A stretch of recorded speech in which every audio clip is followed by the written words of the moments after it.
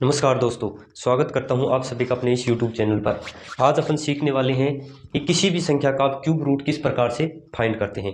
Cube root होता क्या है और एक क्यूब क्या होता है। यदि किसी भी संख्या के ऊपर यदि आप पावर 3 लगा दें तो उसे आप बोलते हैं क्यूब।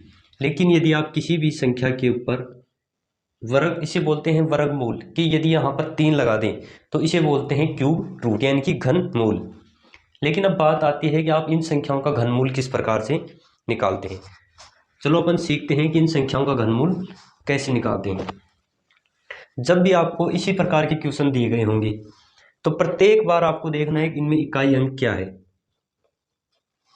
यदि आपके पास इकाई अंक 1 हो, यदि आपके पास इकाई अंक 4 हो, इकाई अंक 5 हो, इकाई अंक 6 हो या इकाई अंक आपके पास 9 हो, यदि इन क्वेश्चंस में इकाई अंक आपके पास ये अंक हो तो आप इन अंकों को सेम एज इट इज उतार लेना है।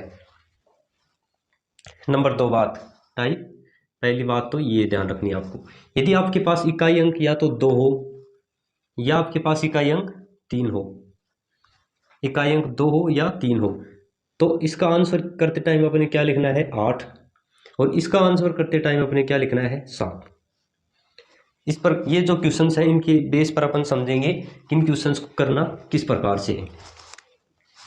जैसे कि मैंने वहाँ पर लिखा था इकाई अंक 1 हो या मेरे पास इकाई अंक 4 हो, 5 हो, 6 हो या मेरे पास इकाई अंक 9 हो, तो इकाई अंक सेम रहेंगे।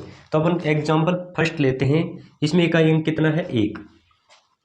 टाइप फर्स्ट, पहले अपने को देखना है इकाई अंक। इकाई अंक कितना है इसमें 1, इकाई अंक 1 है तो इकाई अंक क्या रहेगा समान। फर्स्ट 1 लिख दिया मैंने। अब सेकंड टाइप पे क्या करना है आपको, जो भी क्वेश्चन है उसके लास्ट के 3 डिजिट छोड़ देने हैं और उनके बाद जो अंक बच गया, मेरे पास क्या बच गया 9।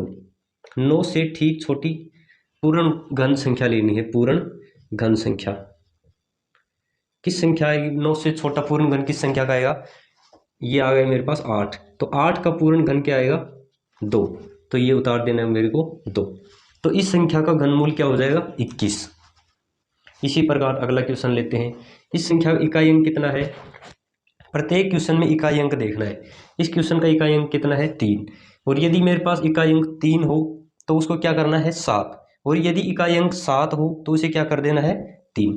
इकाई अंक 3 है तो पहले क्या उतारेंगे 7, लास्ट के 3 डिजिट को अपने को छोड़ देना है। उसके पहले जो अंक बच गया क्या बच गया 4।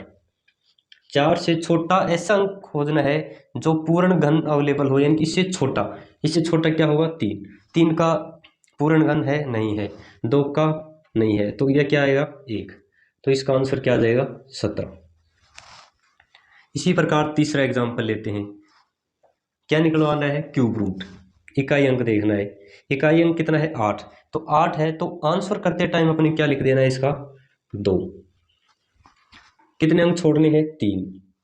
इसके बाद कितने अंक बचे 32। 32 से छोटी ऐसी कौन सी संख्या है जिसका पूर्ण घन विद्यमान हो।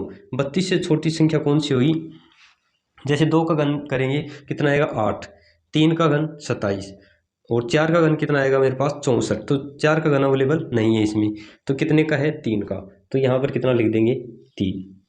ये इस क्वेश्चन का आंसर होगा। इसी प्रकार का ये क्वेश्चन दिया गया है एग्जाम्पल नंबर 4। इकाई अंक कितना है 5। यदि इकाई अंक 5 है तो अपने को इकाई अंक सेम रखना है। कितने अंक छोड़ने हैं 3 अंक। उसके बाद जो संख्या कितनी है 91। 91 से छोटी ऐसी घन संख्या छांटनी है जो इससे कम हो। तो 5 का कितना होगा घन 125 होता है, 4 का कितना होता है 64, तो यहाँ पर क्या आ जाएगा 4। ये आ जाएगा इसका आंसर 45।